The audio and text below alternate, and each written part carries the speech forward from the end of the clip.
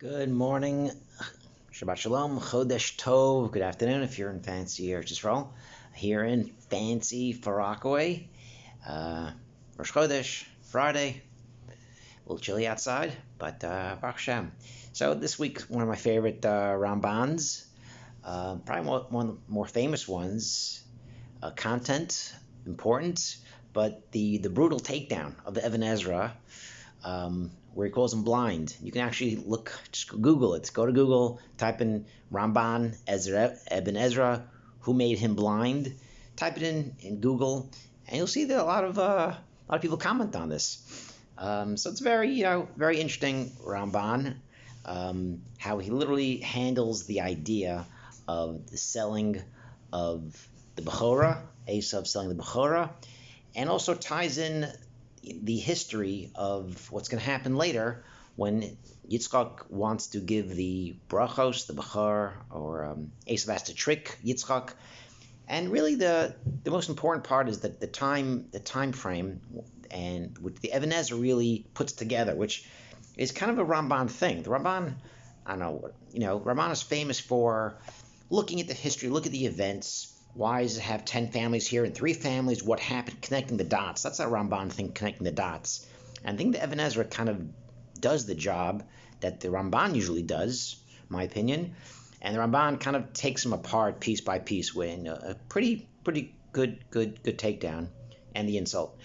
So the first piece is selling the Bechorah. So Vayivez. So the Ibn Ezra's piece, pretty famous piece, is that Yitzchak was poor. He's the only person to really say this. Is why Esav sold the Bechorah, because Yitzchak was poor. If you're poor, then Esav says, you know what, I'd rather have a bowl of soup, a bowl of lentils, than having double of nothing. Double of nothing is nothing, so better that than nothing. And Esav was in a difficult, very rough job. He was killing people. He's still a hunter, and he's like, listen, there's a good chance I'm not going to make it to see the Yerusha, which is nothing. So I have a choice. I'm really hungry now. I have to go out there and do some more killing and hunting.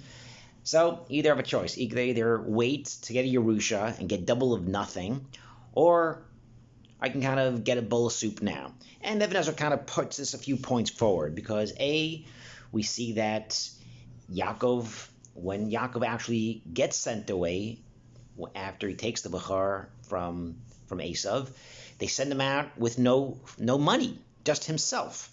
Also, when Rivka sends Yaakov to get the brachos from Yitzchak, he has to borrow Esav's clothes. So you see, Yaakov has nothing. There's nothing in the house. And also, another point is that Yitzchak has to tell Esav to go get food. There's no food in the house. If there was food in the house, then Yitzchak would have just said, Esav, come into the house, I'll give you a bracha.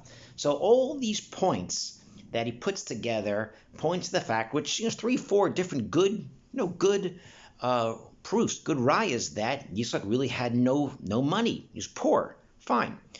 And he throws a piece at the end there. Ibn Ezra says, don't question why this is the case. Don't question what the motive of God is. Why? Yitzchak, one of the greatest people to ever walk the planet, why Hashem made him poor, that he had to go have his son, had to go get food for him, he was dependent so much on his son. Don't ask these questions. We don't know the reasons of Hashem. We don't know the reasons. Just like we don't know the reason why Hashem made Yitzchak blind. We don't know these things. ... That's the Ibn Ezra. And the Ramban, just in the first line, says, I don't know who made the Ibn Ezra blind to say such a thing. So I remember I was reading this in Atlanta. It was so shocking to me. This kind of got me started to kind of really understand and kind of focus in on one Rishon and one Achron a year, to kind of understand what their game plan is, what they like to do, what their Torah is like a little bit, what their philosophy is like. And this kind of really opened my eyes to really learn Ramban, to understand he takes issue with Ibn Ezra a lot, takes issue with Rashi sometimes, the Rambam, and it's different. That's kind of what he did. He would find ideas that either weren't right and he called people out, or some ideas were great and he complimented people. But the fact that someone would call another person blind, that to me was shocking, and still is shocking to this day, I guess. And the Ramban says there's no way Yitzchak was poor. There's no way, because Even if you want to say he had money from Avram, which he did, and he became poor, later he gets a lot of money from Pelishtim. They're so wealthy, they have to send him away. He's embarrassing everybody. He's taking all the money away from them. There's no way. He says there's no way for this to be the case. Because even more than that, Hashem gave him 2 brachos. We see that Hashem blessed him, and there's no way for a tzaddik to get blessed from God and to have the money and to lose it, get money and lose it again. There's no way this happened. There's no way this is the case. And it goes piece by piece to why this is not why Yitzchak wasn't poor. The reason why he gets sent away with no money is because he doesn't want Esau to be more jealous. He doesn't want to be more jealous. If he would have sent Yaakov with all the money to go away to Lavan, Esau would have been more upset. Then he would have traveled, get more people to run after him, try to kill him. And why does he send Rivka? Why does Rivka send him with Esau's clothes? Because Esau had clothes that smelled like the forests. If you're going to send Yaakov in with his regular clothes, Yitzchak would have known in a second it wasn't Esau, it was Yaakov. So there's different reasons why you say this. Yitzchak. And the Ramban has his answer. So after he takes apart kind of the proofs of the Even Ezra, the other proof as far as Pishnaim, the Ramban says there wasn't anything in Pishnaim anyway at that point. The Pishnaim really started later with maybe Yosef, with maybe Ephraim and Menashe, but Pishnaim, there wasn't a Pishnaim now. Maybe it was a title thing, but it wasn't like, okay, I'm not going to get double.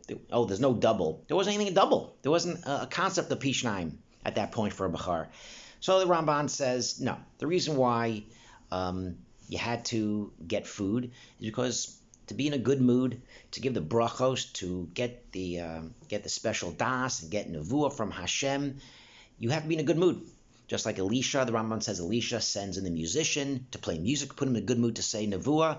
So to here, the Ramban says, you had to have meat. Sometimes, you have meat, you go out with your friends, you have a good time, you're having meat, you're having a cocktail, whatever the case is. And this is the point that the Ramban says.